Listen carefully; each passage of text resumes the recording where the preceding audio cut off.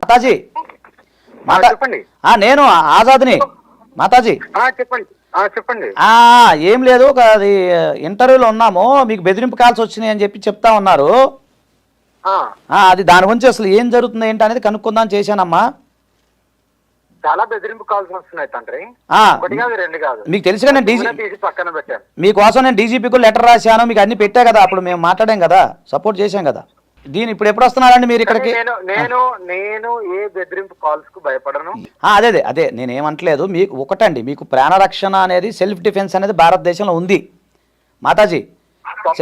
ఈ రోజు ఒక్కటే రోజు కాదు, లేడీ అఘోరి అమ్మ అనే ఒక అఘోరి అమ్మ కాశ్మీర్ నుండి కన్యాకుమారి వరకు ఒక్క ఆమెనే తిరుగుతాను. అవును, నాకు బ్యాక్ సపోర్ట్ ఎవరు లేరు. అవును, నేను కూడా ఎవరిని పెట్టుకోను. అవును, నాకు ఏదున్నా సరే నా కాళీమాత, నా పరమేశ్వరుడు అంతే అంతే అంతే అంతే అంతే. ఒక్క నిమిషం, స్వరూప గారు మాట్లాడతారు, లైన్లో ఉన్నానమ్మా. అఘోరి మాత ఎలా ఉన్నారు?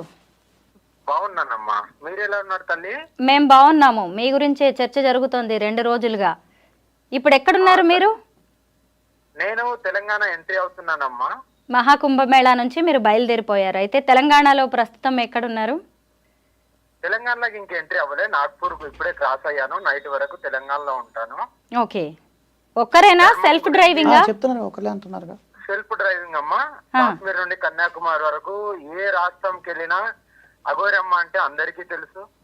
ఇప్పుడిప్పుడే ఆంధ్రకు, తెలంగాణ ప్రజలకు మాత్రమే ఈ మధ్య కాలంలో ఈ 3 నెలల నుండి తెలుసు తప్ప. అయితే మిమ్మల్ని ఎవరు బెదిరిస్తున్నారు? ఎందుకు బెదిరిస్తున్నారు? వాళ్ళకి అవసరం ఏంటి? నేను ఏదైతే దర్గా తీసేయాలని పోరాటంకు ఎప్పుడైతే అనౌన్స్మెంట్ చేశానో అప్పటి నుండి నాకు బెదిరింపు కాల్స్ వస్తున్నాయి. మీరు దాదాపు 1 నెల రోజులకి పైగా కనిపించకుండా పోయారు తెలంగాణలో. అప్పట్లో ఆంధ్రప్రదేశ్లో ఎక్కడ చూసినా మీ పేరే మార్మోగింది. అలాంటిది మళ్ళీ సడన్ గా మీరు అదృశ్యం అయ్యారు. ఇప్పుడేమో మళ్ళీ మహాకుంభమేళాలో కనిపించారు. మీరు అలా అనుకుంటున్నారు. 1 నెల రోజులు లేనని. నాకు నా ఏదైతే సాధన ఉంటుందో అది మెయిన్ ఇంపార్టెంట్. దాని తర్వాత నాకు కొన్ని ఉంటాయి, దానికి ఆ రిజిస్ట్రేషన్ వల్లనే నేను నడుస్తుంటాను. మీరు చూడండి, నా లొకేషన్ తీసి నేను మధ్యప్రదేశ్ ఉజ్జయిన్ లో ఉన్నాను గత 1 నెల రోజులు. అక్కడ నేను శివ సాధన చేస్తూ, నా వంతు నేను పూజలు చేస్తూ, ఇంకా ఎలా నేను ఇంకెంత కఠోరంగా నా ధర్మాన్ని కాపాడుకోవాలి, ఇంకెంత ఫోర్స్ గా వెళ్ళాలి, అప్పుడైతేనే నా ధర్మం నిలబడుతుంది, నా ధర్మాన్ని నేను కాపాడుకోవచ్చనే ఆ ఫోర్స్ గురించి కనీసానికి నేను ఎక్కడున్నానని ఎవ్వరికి తెలియకుండా నా పూజలలో నేను లీలమై మరింత శక్తితో వస్తున్నాను. అంతే. ఇప్పుడు ఏం చేయబోతున్నారు? మీ నెక్స్ట్ స్టెప్స్ ఎలా ఉండబోతున్నాయి? ఒకటే అమ్మా, ఆ దర్గా తీసే వరకు నేను ఊరుకోను. దర్గా తర్వాత ఎక్కడైతే రోడ్డు మీద నిలబడి మరి ఎన్ని గోవులు ఎందుకు తరలిస్తున్నారు గోమాతని, నేను రోడ్డు మీద నిలబడి ప్రతి బండిని ఆపుతాను. అయితే మొదటి నుంచి కూడా మీ ఆహార్యం అనేది ఎప్పుడు కూడా మంచి హాట్ టాపిక్గా ఉండేది. ఫస్ట్లోనేమో మీరు దిగంబరంగా ఉండేవాళ్ళు. ఆ తర్వాత ఆలయ నిబంధనల ప్రకారం మీరు వస్త్రాలు ధరించారు, కాషాయం, తర్వాత నలుపు వస్త్రాలు. అయితే ఇప్పుడు మళ్ళీ కొత్త గెటప్లో భలే అందంగా కనిపిస్తున్నారు, పెద్ద బొట్టు పెట్టుకున్నారు, అటు ఇటు ఇంకొక ముద్రలు ఏవో వేసుకున్నారు బొట్టు నుదుటిన. అమ్మా, ఎప్పుడు అఘోరి అమ్మ ఏ అవతారంతో వస్తుందో ఎవరికీ తెలియదు. ఓన్లీ పరమశివుడికి కాళీ మాత్రం వాళ్ళు ఏదైతే నాకు చెప్తారో, నా గురువు ఏదైతే చెప్తారో అలాగే నేను నడుచుకుంటున్నాను. అంతే. ఇంకా నన్ను ఆపే తరం ఎవరి వల్ల కాదు. పోతే ధర్మం గురించి పోవడం అన్న ఉండాలి, లేదంటే ధర్మాన్ని కాపాడుకునే అఘోరి అమ్మన్న కావాలి. 10 మందినైనా నాతో తీసుకువెళ్తాను, దమ్ముంటే రండి, నా ఎదురుగా నిలబడండి అని మీరు సవాల్ చేస్తున్నారు. ఎందుకింత ధైర్యం? అమ్మా, నేను ఎవరినో చూసి నాకు నా బ్యాక్ సపోర్ట్, మీకు తెలుసో తెలియదో తల్లి, నా పేరు మీద 1 రూపాయి లేదు, నా పేరు మీద 1 అడుగు భూమి కూడా లేదు. నేను ఎందుకు భయపడాలమ్మా? నిస్వార్థంగా ఏది ఆశించకుండా ఓన్లీ ధర్మం గురించి, ఆడపిల్లల సురక్షితం గురించి, గోమాత హత్య జరగకుండా ఆపడానికి ఇంత పోరాటం చేస్తున్నాను. అఘోరి మాత, మీరు ఆడవాళ్ల కోసం ఆడవాళ్ళ కోసం నిలబడతానన్నారు, హిందూ ధర్మం కోసం మీరు నిలబడతానన్నారు. ఆ తర్వాత శవ సాధన కోసం మీరు ఉజ్జయిని వెళ్ళారు. ఈలోగా హైదరాబాద్లో, తెలంగాణలో ఎన్ని ఘోరాలు జరిగిపోయాయో తెలుసా? ముఖ్యంగా ఆడవాళ్ళు చాలా మంది ఈ రోజు కూడా మనం చూడొచ్చు. ఒక భర్త అయితే భార్యను చంపేశాడు. మీరు ప్రశ్నించే హక్కు ఉంది కదా నీకు, దానికి సమాధానం నేను ఇస్తాను. నువ్వు ప్రశ్నిస్తున్నావు కదా, ఇదే మీడియా అక్కడికి ఎందుకు వెళ్ళట్లేదు? వెళ్తున్నాం, మాట్లాడుతున్నాం దీని మీద, ఇలాగే మిమ్మల్ని ప్రశ్నించినట్టుగానే. అమ్మా, నోట్లకెళ్ళి శబ్దం బయటికి వస్తే పనులు కావు తల్లి, చేతలు కూడా కావాలి. అదే రేపు చేసిన వాడిని అంగం కోయడానికి ఎందుకు వెనకాడుతున్నారు? మీకు ఎందుకంటే మీకు ఉద్యోగాలు ఉన్నాయి, తల్లి తండ్రి ఉద్యోగం, వీటిలో మీరు ఈ మోమాయలో లీలమైపోయారు కాబట్టి, అందులో ఇరుక్కున్నారు కాబట్టి మీరు చేయలేరు. ఏది ఆశించకుండా నేను చేస్తాను. ఎవరైనా ప్రోత్సహిస్తే ప్రోత్సహించని, లేకుంటే కళ్ళు మూసుకొని ఉండని. కానీ నేను ఇలాగే ఉంటాను, ధర్మం గురించి ఇలాగే ఆడపిల్లల గురించి పోరాడతాను. అఘోరి మాత, ఇంతకు ముందు కూడా మీరు ఆంధ్రాకి తెలంగాణకి వచ్చినప్పుడు కొంత ఇబ్బందులు ఎదుర్కొన్నారు. మళ్ళీ ధైర్యంగా తెలంగాణకి వస్తున్నారు. ఇది నా ప్రాంతం, నేను నా వేములవాడ దర్గా వాటన్నిటిని తీసేయిస్తానని కూడా ఇంత గట్టిగా చెప్తున్నారు. ఒక్క మాట చెప్తూ తల్లి, భూమాత ఎవరి సొత్తు కాదు.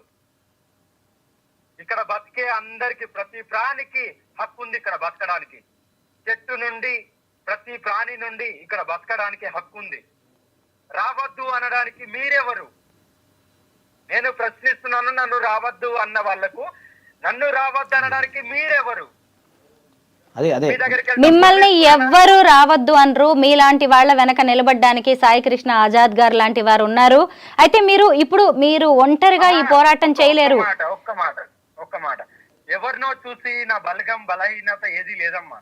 ఎప్పుడైతే బలగం పెరుగుతుందో అప్పుడు బలహీనత అయిపోతాం. ఎప్పుడైతే బలగం పెరుగుతుందో అప్పుడు బలహీనత అయిపోతాం. ఎప్పుడైతే ఒంటరిగా ఉంటావో కట్టర్ హిందూగానే ఉంటాం. అయితే ఒంటరిగానే పోరాటం చేస్తారా? ఒంటరిగానే చేస్తాను, ఒంటరిగానే ఉంటాను. ఎన్ని కేసులన్నా పెట్టుకొని నాకు కేసులు వర్తించవు. నేను హిమాలయాస్ లో ఉన్నా ఒకటే, చెట్టు కింద జైల్లో ఉన్నా ఒకటే, రోడ్డు మీద ఉన్నా ఒకటే, కింద ఉన్నా ఒకటే, జైల్లో ఉన్నా ఒకటే. ఆజాద్ గారు మీతో మాట్లాడతారు ఒక్కసారి. అమ్మా, మీరు చెప్పింది 100%. నేను అదే చెప్తున్నాను, ఫస్ట్ కాంచి కూడా అదే చెప్తున్నా. మీరు ఎక్కడున్నా ఒకటే, ఎక్కడైనా సాధన చేస్తూనే ఉంటారు. కాకపోతే అమ్మా లైన్లో ఉన్నారా? చెప్పండి. ఇప్పుడు కాకపోతే ఏంటంటే మనకు ఒక రాజ్యాంగము, ఒక చట్టము అనేది ఉంటుంది. ఓకేనమ్మా, అదే నేను లౌక్యంగా ఆ రోజు కూడా చెప్పాను మీకు. ఒక్క నిమిషం ఆ రోజు కూడా చెప్పాను. రాజ్యాంగం అనేది మీరు రాసించుకున్నారు. మీరు అదే పర్వాలేదు, కానీ మనం రాజ్యాంగంలో ఉన్నాం కాబట్టి కొంచెం లౌక్యంగా కూడా ఉండాలంటున్నాం. అధర్మమైనప్పుడు రాజ్యాంగం ఏడికి పోయింది? అవునవును, ధర్మం అధర్మంగా ఉంది, రాజ్యాంగం ఏడికి పోయింది? అదే చేద్దాం, దాని ప్రకారంగానే చేద్దాం తల్లి. నేనేమంటలేదు, లౌక్యంగా కూడా ఉండాలి. ఆ రోజు అన్నాను. ఎవరి సపోర్ట్ అక్కర్లేదు, కాళీమాత పరమశివుడు చాలు. ఎస్, ఇది మంచి మాట అన్నారు. దేవుడు కూడా తన డైరెక్ట్ గా రాడు, దేవుడు మానవ రూపంలోనే వస్తారు. దేవుడు అనే వ్యక్తి కూడా మీకు తెలియదు ఏముంది. పీఠాధిపతులు మరి అది ఒక్క నిమిషం. భూములు తప్ప ప్రజల దగ్గరికి వెళ్ళి, అవును ప్రజల దగ్గరికి వెళ్ళి భూములు, ప్రజల దగ్గరికి వెళ్ళి డబ్బులు తప్ప అదే అఘోరి మాత. అందుకే నేను దేవుడు పంపించాడు అనేది అదే అంటున్నాను. దేవుడు అనే వ్యక్తి డైరెక్ట్ రాడు కాబట్టి ఎవరో మనిషి రూపంలోనో ఇంకో రూపంలో వస్తారు. అదే గవర్నమెంట్ గాను, సెంట్రల్ గవర్నమెంట్ కూడా నా మీద ఎన్ని ఆస్తులు ఉన్నాయి, ఎంత డబ్బు, ఏం లేదు. అది ప్రజల, అవునవును ప్రజలకు కాదు అన్న పైసా కూడా ఒక కదం భూమి. అవును, మన గతంలో చెప్పాము, మీరు కూడా చెప్పారు ఆ రోజు, మనం మాట్లాడుకున్నాం. మీరేం లేదు, కాకపోతే అవును అదే మాతాజీ మీరేమంటున్నానంటే, మీరు చెయ్యండి, పోరాటం చేయండి, అందరూ మీకు సపోర్ట్ చేస్తారు మంచి పనికి, ఇబ్బంది ఏం లేదు. అయితే ఒంటరిగా అనేది పోరాడాలి కాదని అనట్లేదు, ఒంటరితో పాటు 10 మందిని కూడా కలుపుకొని వెళ్ళాలి. సరే పర్లేదు, అలా కాదు బలహీనత అంటే ఒక్క నిమిషం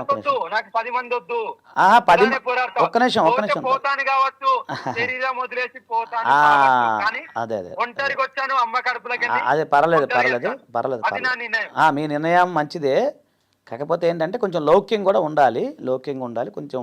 అది సరే, ఇప్పుడు మీరు కొంచెం జర్నీలో ఉన్నట్టున్నారు, నేను తర్వాత మాట్లాడతానులే. ఓకేనా స్వామీజీ, మాతాజీ, ఓకేనా?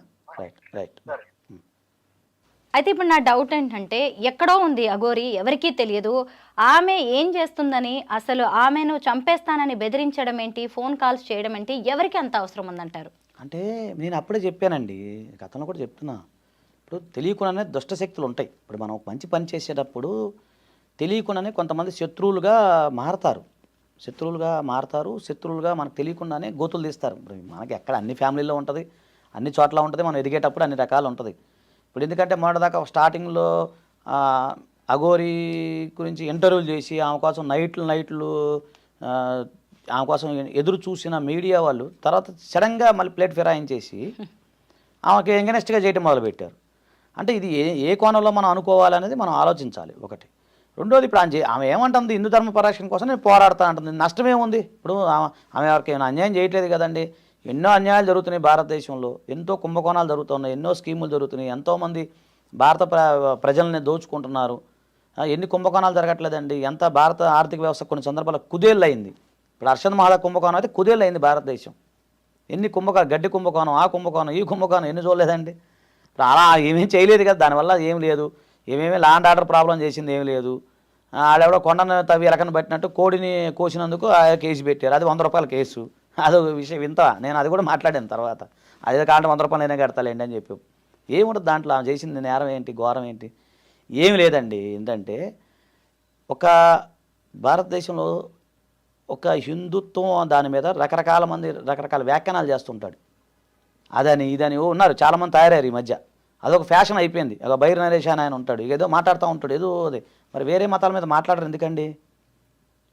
వేరే మతాల మీద మాట్లాడే దమ్ము వాళ్ళకుంటుందా? మాట్లాడలేరు. ఇంకో ఆయన ఏమంటాడు, ముక్కోడి దేవతలు అంటే దానికి ఒక సిస్టమ్ అని సంస్కృతంలో ఒక మాట చెప్పాడు ఒక ఆయన పెద్ద ఆయన. అది కాకుండా ఏదో మాట్లాడుతూ ఉంటారు. అంటే హిందుత్వం అంటే ప్రతి ఒక్కడు మాట్లాడేవాడే, ప్రతి ఒక్కడు ఏదో నోరుజారి వాగేవాడే. మరి ఎవరు ముందుకు రావాలి? ఇప్పుడు అందరూ ఏమనుకుంటారు, మనదే వీర శివాజీకి జై, నేను కూడా వీర శివాజీకి జై అంట. మన ఇంట్లో వీర శివాజీ పుట్టాలని అనుకోను, నేను వీర శివాజీగా మారాలని నేను అనుకోను. పక్కింట్లో పుట్టాలనుకుంటాం, లేదా ఇంకోటి ఎవరో చేయాలి, మనం ఉండాలనుకుంటాం. అది మన సైకాలజీ, హ్యూమన్ సైకాలజీ. అయితే మొదటి నుంచి కూడా ఈ అఘోరి మాటలు కావచ్చు, ఆహార్యం అనేది కొంత ఫస్ట్ నుంచి కూడా డిఫరెంట్గానే ఉంది. ఇప్పుడు మీరు చూడొచ్చు, నెల రోజుల్లో అంతకుముందు ఇక్కడ కొప్పు లాంటిది పెట్టుకొని ఉండేది, ఇప్పుడు సాధువులు అఘోర్యాలు పెట్టుకుంటారు కదా, అలాంటి జుట్టు వేసుకొని తిరుగుతుంది. అంటే అది నిజం కాదు అనేది తెలిసిపోతూనే ఉంది విగ్గులాగా. మరి ఒక హిందూ ధర్మ పరిరక్షణ కోసం పోరాడుతున్న ఆమె, సనాతన ధర్మం కోసం ఇంత పట్టుబడుతున్న మనిషి ఇవన్నీ ఎందుకంటారు? ఇగ్గు ఏమైంది మేడం, నా జుట్లో నేను ఇగ్గు పెట్టుకుని మీకు వచ్చే ప్రాబ్లం ఏంటి? అంతేనంటారా? అఘోరాగా కనిపించాలి అలా కాదండి, కాదు. అఘోరా అంటేనే వింతగా ఉంటారు. ఒక బాబా చెయ్యెత్తి ఇట్లా ఆయన 10-20 ఏళ్ళు అవుతుంది ఆయన చెయ్యి పైకెత్తి కూర్చున్నాడు. అట్లా ఒక బాబా ఇంకోటి చేస్తారు, విన్యాసం చేస్తారు. ఒక బాబా దాందే ఉందండి. ఇప్పుడు ఆహార్యం ఆయన ఇష్టం, ఆమె ఇష్టం. ఇప్పుడు నాకు జుట్టు లేదు, నేను పెట్టుకుంటే మీకు ఆయన అభ్యంతరమా? ఆమె జుట్టు లేదని ఆమె పెట్టుకుంటే మనకేం అభ్యంతరం? మనం ఇప్పుడు ఆమె వేసుకునే బట్టలా, ఆమె వేసే ఫ్యాషన్ షోనా కాదు మనకు కావాల్సింది. ఆమె ఒక హిందూ ధర్మ పరిరక్షణ కోసం పోరాడుతుందా లేదా? ఎందుకీ మొండి ధైర్యం? అదే కొంచెం చెప్పే కదా, కొంచెం అక్కడ వాతావరణం వేరు. ఇప్పుడు ఆమె వచ్చిన వాతావరణం వేరు. నేను అదే చెప్తున్నా. మొన్న నా దగ్గర వేరే వీడియోలు కూడా ఉన్నాయి, నేను మాట్లాడినవి కూడా ఉన్నాయి. మన దాంట్లోనే మాట్లాడాం. అప్పుడేమందంటే, అవును లౌక్యంగా నేను మాట్లాడాలి, నేను సమాజంలో లేను కదా, సమాజంలోకి వచ్చినప్పుడు ఒకలాగా ఉండాలి అన్నప్పుడు. అక్కడ ఏంటంటే, ఇప్పుడు ఆ ఉన్న ప్రదేశం 2 నెలలు 3 నెలలు ఉన్నది చూసారా, ఆ వాతావరణం అంతా ఇలాగే ఉంటుంది. ఇప్పుడు ఈమె మాట్లాడే ధోరణి ఎవరు పట్టించుకోకపోవటం. ఇప్పుడు హిమాలయాల్లో ఉన్న ఒకటే, జైల్లో ఉన్న ఒకటే, మీకు అర్థమవుతుంది కదండి. ఇప్పుడు ఆ నాగసాధువులు అఘోరిలో ఉన్న వాతావరణం ఎలా ఉంటుంది? సైకాలజీ ఆలోచించండి మీరు, ఎలా ఉంటుంది? మొండి ధైర్యం ఉంటుంది, అంతేనా? ఆ మొండి ధైర్యం, ఆ సైకాలజీ అది వేరు ఉంటుంది. మళ్ళీ మన సామాజిక అరణ్యం, ఇప్పుడు మన జనారణ్యం అంటాం మనం. జనారణ్యం వచ్చినప్పుడు ఇక్కడ సైకాలజీ వేరు ఉంటుంది. కాబట్టి మనం అక్కడ ఉన్న సైకాలజీలో ఏంటంటే, చాలామంది నాగసాధువులు కోట్లాది మంది రావటం, ఆమె అందులో ఇంతమంది నాకు ఉన్నారు, ఏదో చెయ్యాలని ఒక రకమైన ఆవేశం ఉండడం సహజం, కాదని అనట్లేదు. సో మళ్ళీ ఇక్కడ జనారణ్యం వచ్చేసరికి ఇక్కడ సైకాలజీ వేరు ఉంటుంది. కాబట్టి ఇప్పుడు ఆమె ఉన్న సర్కమ్స్టాన్సెస్ ఆమె అలాగే మాట్లాడటమే కరెక్ట్. ఎందుకంటే మొన్నదాకా ప్రయోగాలలో 40 కోట్ల మంది దాకా వచ్చిపోయారు. విదేశీ సాధువులు వచ్చారు, సాధు సన్యాసులు చూస్తుంటే కళ్ళు అసలు ఏందబ్బా, 150 సంవత్సరాలకు ఒకసారి వస్తుందని చెప్తున్నారు. మన అదృష్టవంతులం, మనం దగ్గర పోయి చూడపోయినా ఆ మీడియా పుణ్యం అని చెప్పి చూస్తూ ఉన్నాం. రకరకాల సన్యాసులు అబ్బా అట్లా ఉంది. ఇప్పుడు ఆమె అక్కడ ఇప్పుడు మనం ఇక్కడి నుంచి చూస్తేనే అంత ధైర్యం మనకి హిందుత్వంలో బ్లడ్ ఉడికిపోతున్నప్పుడు ఆమె అక్కడ ఉండి వచ్చినప్పుడు ఆమెకి ఏమనిపిస్తుంది? ఏదో చెయ్యాలి, ఈ సమాజాన్ని ఏదో చేయాలన్న ఆవేశంలో వస్తారు సహజం. మళ్ళీ ఇక్కడికి వచ్చిన జనారంజనకు వచ్చిన తర్వాత ఆ వేడి చల్లారిపోతుంది. ఇక మీదట కూడా మీరు అఘోరీతోనే ఉంటారా? ఖచ్చితంగా ఉంటానమ్మా. నేను ఒకటి చెప్తాను, అఘోరి అనేది పక్కన పెడితే హిందూ ధర్మం కోసం, హిందూ పరిరక్షణ కోసం ఎవరు ఏ ప్రయత్నం చేసినా ముందు నిలబడేది నేనే. ఒక లాయర్గా కావచ్చు, ఒక వ్యక్తిగా కావచ్చు, ఇంకో రకంగా కావచ్చు. హిందూ ధర్మ పరిరక్షణ కోసం ఖచ్చితంగా నేను నిలబెడతాను, అందులో సమస్య లేదు. చాలామంది ఏంటంటే నా పేరు సాయి కృష్ణ ఆజాద్. ఆజాద్ అంటే ముస్లిం అనుకుంటారు, కాదండి. దీన్ని వీడియో దయచేసి మీరు ప్లే చేయండి. ఆజాద్ అంటే చంద్రశేఖర్ ఆజాద్. చంద్రశేఖర్ ఆజాద్ మన అమ్మగారు సాయిబాబా భక్తురాలు కాబట్టి ఆమె సాయి తరపున తీసుకుంది. నాన్న కమ్యూనిస్ట్ లీడర్ కాబట్టి ఆజాద్ తీసుకున్నారు. ఆజాద్ అంటే స్వతంత్రం, అంతే తప్ప అది కాదు. సాయి కృష్ణ, అసలు సాయి కృష్ణ ఆజాద్ నా పూర్తి పేరు. చాలా మందికి మళ్ళీ అదో డౌట్ వస్తుంది, అట్లా కాదు. అదే మేము పూర్తి హిందూ. మా పిల్లల పేర్లు అందరూ సాయి కృష్ణ, శివకృష్ణ, రామకృష్ణ, సిద్ధకృష్ణ, అన్ని మా అన్ని కృష్ణాలే ఉంటాయి. మాది ఎస్ఆర్కే గ్రూప్ ఉంది అంటే నేను చెప్తున్నాను. సో మేము హిందువుల కోసం, హిందూ ధర్మ పరిరక్షణ కోసం మన శివాలయం దగ్గర నేను వేరే మొన్న శివుడు పెట్టాము, తర్వాత మొన్న సంక్రాంతికి ఉత్సవాలు నిర్వర్తించాము, తర్వాత ఆంజనేయస్వామి గుడిలో వాటర్ ట్యాంక్ కట్టాము. అట్లా నేను హిందూ ధర్మ పరిరక్షణ కోసం ముందుండి పోరాడే వ్యక్తిని. అదండి. సో చాలామంది మళ్ళీ డౌట్ రావచ్చు, అట్లా ఏం లేదు. అందుకని ఏంటంటే అఘోరేనే కాదండి, ఈరోజు స్వరూప గారు వచ్చి పోరాడదాం ఆజాద్ గారు రండి అంటే నేను వచ్చేస్తా. కానీ ఆ పోరాటానికి కూడా ఓ పద్ధతి ఉంది. అదే నేను చెప్పేది. అంటే ఒకటండి, ఇప్పుడు నేను ఏమంటానంటే పోరాటానికి పద్ధతి ఉంటుంది. శాంతియుతంగా, అహింసాయుతంగా, ఓకేనండి, రాజ్యాంగం ప్రకారం, చట్ట ప్రకారం పోరాడాలి. నేను ఏమంటున్నా, ఆమె సైకాలజీ, ఇప్పుడు ఆ ఉన్న వాతావరణం, ఇప్పుడు ఆమె అక్కడి నుంచి వచ్చే వాతావరణం చాలా వేడిగా, వాడిగా, రకరకాల విన్యాసాలతో వస్తుంది ఇప్పుడు ఆమె. సో అక్కడ మాట్లాడేది తప్పులేదు. ఇక్కడికి వచ్చిందా మళ్ళీ మీరు ఉంటారు, అందరం ఉంటాం కాబట్టి ఆమెకు చెప్తాము, అన్నీ చెప్తాము. కొన్ని మాటలు ఏమైనా ఉంటే మాట్లాడితే దానికి ఆమె చెప్పుకుంటారు, ఎక్స్ప్లెనేషన్ ఇస్తారు. ఇప్పుడు ఇది అక్కడ ఉన్న వాతావరణం వేరు, ఇప్పుడు అక్కడ అఘోరీలో ఉన్నప్పుడు ఆ వేడి వేరు ఉంటుంది కదా, అదే. చూద్దాం, తెలంగాణలోకి ఎంట్రీ ఇచ్చినట్టే కాబట్టి ఇంకెన్ని విన్యాసాలు, ఇంకెన్ని అడ్వెంచర్స్. ఈ కొత్త సంవత్సరంలో అంతే, ఈ కొత్త సంవత్సరంలో అంతా జరిగింది, మంచి జరిగింది. అంటే కొత్త అంటే మన ఆంగ్ల సంవత్సరాది చెప్తున్నాను, దాని ప్రకారం చూస్తే అంతా మంచి జరిగిద్దని కోరుకుంటున్నాను, జరగాలని కూడా కోరుకుంటున్నా. ఎక్కడైనా హిందూ ధర్మ పరిరక్షణ కోసం ఈ ప్రపంచంలో ఎక్కడ ఏది జరిగినా కూడా ముందు నేను ఉంటానని చెప్తున్నాను.